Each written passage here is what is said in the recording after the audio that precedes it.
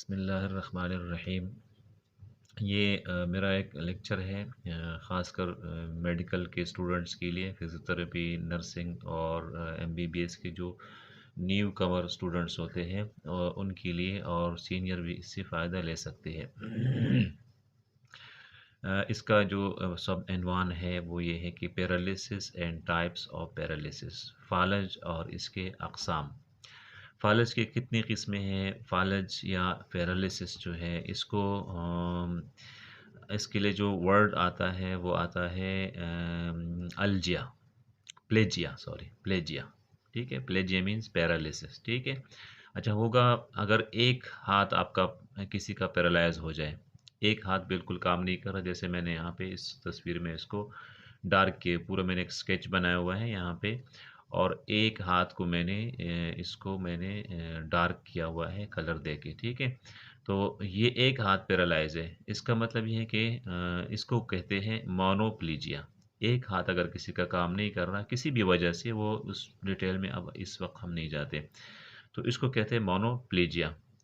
अच्छा यहाँ पे मैंने लिखा है डायाप्लीजिया, अगर दोनों टांगे या दो हाथ काम करना छोड़ दे तो उसको क्या कहते हैं, डायाप्लीजिया। ठीक है। अच्छा, हेमीप्लीजिया, हेमीप्लीजिया का मतलब ये है कि पूरे बॉडी का आधा हिस्सा जो है वो काम करना छोड़ दे, एक ऊपर का हाथ, एक टांग, और ये पूरा आधा साइड जो है, ये जो मैंने डार्क किया हुआ है नज़र आ रहा है आप लोगों को, इसको कहते हैं हेमीप्लीजिया। ये हेमीप्लीजिया कहलाता है। ठीक है। इसको हम आम तौर पे फालज इसी को लोग कहते हैं। ठीक है। लेकिन ये सारे फालज की किस्में हैं, मानोप्लीजिया, डायाप्लीजिया और हेमीप्लीजिया। यहाँ पर एक और पिक्चर नज़र आ रहा है, ये है आपका क्वाड्रिप्लीजिया और टेट्राप्लीजिया। क्वाड्रिप्लीजिया और टेट्राप्लीजिया। क्वाड्रिप्लीजिया और टेट्राप्लीजिया क्या होता है, जब दोनों हाथ और दोनों टांगें माजूर हो जाए, और ये मुख्तलिफ रीजंस की वजह से हो सकते हैं, या अपॉड मोटर न्यूरॉन की वजह से भी हो सकते हैं, ये स्पाइनल कॉर्ड की वजह से भी हो सकते हैं, ब्रेन की वजह से भी हो सकते हैं, तो ये फिर कहलाएंगे क्वाड्री ये क्वाड्रिप्लीजिया कहलाता है। ठीक है। अच्छा, इसके साथ रिलेटेड टर्म्स मैं आपको बताऊंगा, इसकी डिटेल में हम बाद में जाएंगे। कौन सी पैरालिसिस, कौन सा फालज किस वजह से होता है, और उसका क्या मैनेजमेंट है, मेडिकल मैनेजमेंट क्या है, फिजियोथेरेपी में उसका क्या मैनेजमेंट है, नर्सिंग में उसका क्या मैनेजमेंट है। अभी सिंपली ये तस्वीरें देख के आप ये समझे, ये है मोनोप्लीजिया, डायाप्लीजिया, हेमीप्लीजिया और क्वाड्रिप्लीजिया। अगर ये दोनों नीचे टांग होगा हो तो फिर इसको पैराप्लीजिया कहते हैं। ठीक है। अपर वाला हो तो फिर पैराप्लीजिया नहीं, फिर डायाप्लीजिया होगा। ठीक है। तो नीचे की दो टांगें काम नहीं कर रही तो ये क्या कहलाएगा, पैराप्लीजिया कहलाएगा। ठीक है। अच्छा, इसके साथ कुछ रिलेटेड टर्म्स हैं ज़रूरी, वो जानना इंतहाई ज़रूरी है मेडिकल स्टूडेंट के लिए। Hemiplegia and हेमीपेरेसिस। हेमीप्लीजिया और हेमीपेरेसिस में क्या फ़र्क है? हेमीप्लीजिया और हेमीपेरेसिस में बुनियादी फ़र्क वीकनेस का है। अगर सिंपल वीकनेस हो, हाथ पैर हल्का फुल्का काम कर रहा हो, तो उसको हम हेमीप्लीजिया नहीं कहेंगे बल्कि हम उसको हेमीपेरेसिस कहेंगे। और अगर बॉडी का आधा हिस्सा मुकम्मल तौर पर पैरालाइज है, वो बिल्कुल हिल नहीं रहा, उसमें ग्रेड 2 से कम की ताकत है, यानी हल्की सी फ्लिकर है 1 ग्रेड की, लेकिन कम पावर है, तो फिर वो हेमीप्लीजिया कहलाएगा। और अगर ताकत है थोड़ी सी, 2 से ज़्यादा ताकत है, तो फिर वो हेमीपेरेसिस कहलाएगा। मरीज़ मोबाइल है, चल फिर सकता है, लेकिन उसका आधा हिस्सा जो है वो कमज़ोर हो चुका है, तो that will be called as hemiparesis. ठीक है। अच्छा, quadriplegia and quadriparesis same definition है। अगर चारों लिम्स जो है, दोनों हाथ और दोनों टांगे कमज़ोर है तो है क्वाड्रिपेरेसिस, और अगर वो काम नहीं कर रहे हैं तो ये कहलाएगी क्वाड्रिप्लीजिया। एक और टर्म है 3 नंबर में मेरे पास, transient ischaemic attack, TIA। Transient ischaemic attack क्या होते हैं? ये एक तरह का स्ट्रोक होता है, किसी को अचानक से फालज हो जाए। लेकिन ट्रांजिएंट इस्कीमिक अटैक वो फालज है जो 24 घंटे से पहले पहले मरीज़ वापस सही हो जाए, किसी वजह से उसकी आर्टरी में ब्लड जाना बंद हो गया, इस्कीमिया हो गया, और वो कुदरती तौर पे अल्लाह के हुक्म से दोबारा खुल गया, तो 24 घंटे के अंदर अंदर विद इन 24 आवर्स, तो ये कहलाएगा ट्रांजिएंट इस्कीमिक अटैक। ठीक है। ये फालज की एक किस्म है। अच्छा, सेरेब्रोवैस्कुलर एक्सीडेंट इसको कहते हैं सीवीए स्ट्रोक। ये वो फालज है जो टीआईए एक है और इसका दूसरा किस्म सीवीए है, जिसके सिम्टम्स जो है तो 24 घंटे से आगे बढ़ जाते हैं। In which the symptoms of stroke lasts for more than 24 hours, that type of stroke is called a cerebrovascular accident, and if the symptoms are less than the 24 hours, then that kind of stroke is called as transient ischemic attack. अच्छा, एक stroke हमारे पास होता है 5 number पे मैंने लिखा है, term है इस्कीमिक स्ट्रोक। इस्कीमिक स्ट्रोक क्या होता है? Due to ischemia. इस्कीमिया क्या होता है? Due to blood blood loss, due to blood vessel closure. Blood vessel बंद हो गया, आगे पार्ट डेड हो गया, तो ब्लड ना जाने की वजह से, ऑक्सीजन की सप्लाई ना होने की वजह से जो पार्ट डेड हो जाता है वो, और उसकी आर्टरी की क्लोज होने की वजह से उसमें कोई रुकावट आ गया, तो ये पैर कहलाएगा इस्कीमिक स्ट्रोक। ठीक है। नंबर 6 है हेमोरेजिक स्ट्रोक। हेमोरेजिक स्ट्रोक क्या होता है कि rupture of the blood vessel. Blood vessel high blood pressure की वजह से, हाइपरटेंशन की वजह से वो पट जाता है, तो ये कहलाता है हेमोरेजिक स्ट्रोक।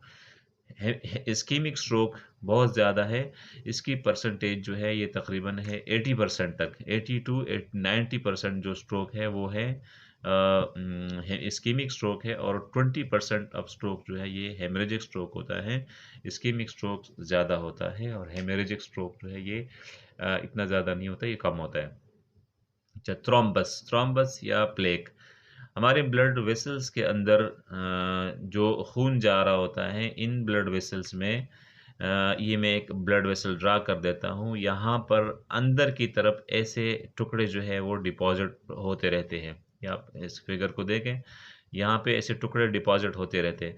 अचानक से ये टुकड़ा जो है ना वो पट जाता है, और ये पट के या तो हार्ट में जाके कोरोनरी आर्टरी में को ब्लॉक करेगा, या ये जाके ब्रेन की किसी वेसल को ब्लॉक कर देगा, और ये कहलाता है थ्रोम्बस। ठीक है, ये थ्रोम्बस जाके इस्कीमिया का इस्कीमिक हार्ट अटैक काज करता है, या इस्कीमिक जो है स्ट्रोक जो है ये काज करता है, तो ये कहलाता है थ्रोम्बस। ठीक है, ये प्लेटलेट्स का और जो ब्लड के अंदर जो फैट्स कंटेंट्स है ये उससे यहाँ पे बनता है, इसलिए कहते हैं फैट्स कम लेना चाहिए और एक्सरसाइज रेगुलर करनी चाहिए। एम्बुलेंस। एम्बुलेंस क्या होता है? एम्बुलेंस दो तरह के होते हैं, एयर एम्बुलेंस और वाटर एम्बुलेंस। एम्बुलेंस एक अब हम पानी अचानक से किसी आर्टरी में चला गया, या एयर चला गया, उसमें एयर होता है लेकिन उसके अंदर एक ऐसा बबल बन गया, ऐसा एक बबल की शक्ल उसके अंदर जो है ना फॉर्म हो गई, और ये बबल जो है ये ब्लड वेसल के अंदर ट्रेवल करता करता जाके हार्ट में चला गया। ये बबल फिर टूटता नहीं है और जाके उसको ब्लॉक कर दिया, इसको कहलाते हैं embolus. This is called as embolus, EMBOLOUS, embolus. ठीक है। अच्छा, 9 नंबर पे मेरे पास जो मैंने टर्म लिखा है इसी पैरालिसिस के किस्मों के साथ, जो कि बहुत ज़रूरी है स्टूडेंट्स के लिए समझना, ये है एन्यूरिज्म। एन्यूरिज्म क्या है? A bulge in the blood vessel that causes weakness in blood vessel wall. एक बल्ज आ जाता है ब्लड वेसल के अंदर, ये ब्लड वेसल जा रहा है, ये आप फिगर देखें, और ये ब्लड वेसल जो है ये एक साइड पे ऐसे बल्ज आ गया।